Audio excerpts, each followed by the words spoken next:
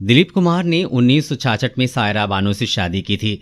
जिस समय दिलीप कुमार और सायरा बानो की शादी हुई थी उस समय सायरा बानो 22 और दिलीप साहब 44 साल के थे।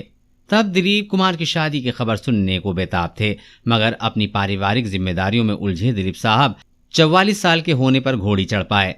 समय के साथ साथ इन दोनों का प्यार और भी गहरा होता गया। दोनों जब उनके सामने हाथों में हाथ थामे आते थे तो लोग इनकी जोड़ी को देखते ही रह जाते थे। दोनों का 56 साल का साथ अब टूट चुका है। सायरा बानो ने पत्रकारों को अपनी लव स्टोरी बताई, जिसमें उन्होंने खुलकर बात करी।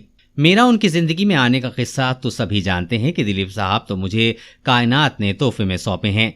मैं अपने स्कूल डेज से ही मिसेस दिलीप कुमार बनना चाहती थी। जब मैं छोटी थी और लंदन में स्टडी कर रही थी तब से ही मेरा इस तरफ रुझान था कि मैं एक दिन मिसेस दिलीप कुमार बनूंगी। मेरी मदर ने मुझसे कहा था कि आपको मिसेस दिलीप कुमार बनने के लिए वैसे ही शौक पैदा करने चाहिए जैसे दिलीप साहब फरमाते हैं। तो मैं ये सब सीखने लंदन चली गई।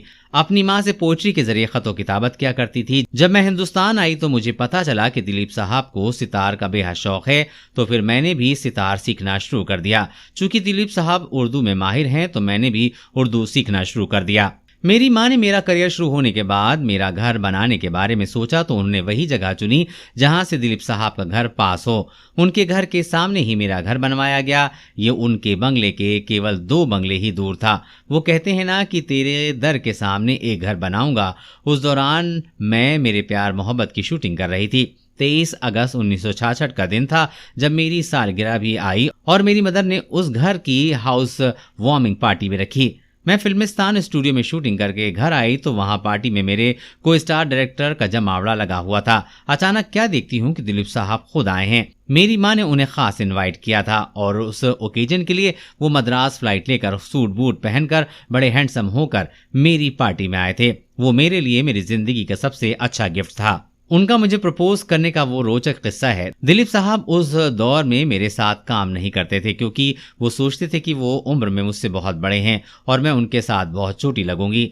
हम दोनों की फैमिली का बहुत ज्यादा मिलना जुलना था, तो दिलीप साहब इस बात को लेकर बहुत ही कॉन्शियस थे कि मैंने तो इस छोटी सी लड़की को बड़े होते देखा है, तो मैं इसके साथ हीरो का काम कैसे करूंगा।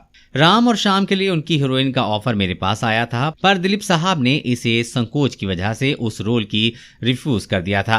तो ऊपर जिस पार्टी का मैंने उल्लेख किया है उसमें मुझे देखकर उनका ख्याल बदल गया।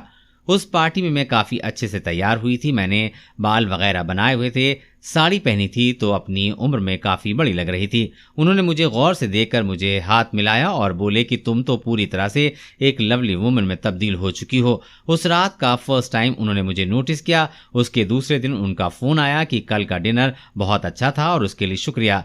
बस वहीं से हमारी मिलने का सिलसिला शुरू हो गया। वो मद्रास जाते और हमारे वहां डिनर वगैरह करके साइट पर शूटिंग के लिए चले जाते थे। उसके बाद 8 दिन तक ये रोमांस चला और मुझे 8 दिन बाद उन्होंने प्रपोज किया।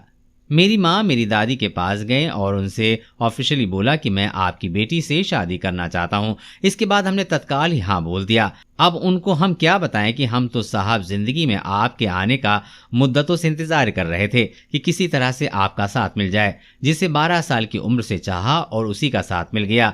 ये तो कायनात की मेहरबानी है। मैं उनकी इतनी दीवानी थी कि मुझे अपने लंदन में स्कूल डेज के दौरान लिटरली उनके ड्रीम तक आते थे। जी हाँ दोस्तों, आपको सायरा बानो और दिलीप कुमार की ये कहानी कैसी लगी कमेंट बॉक्स में जरूर बताइएगा। और हाँ, चैनल को सब्सक्राइब कीजिएगा और अपने दोस्तों के साथ शेयर भी जरूर कीजिएगा।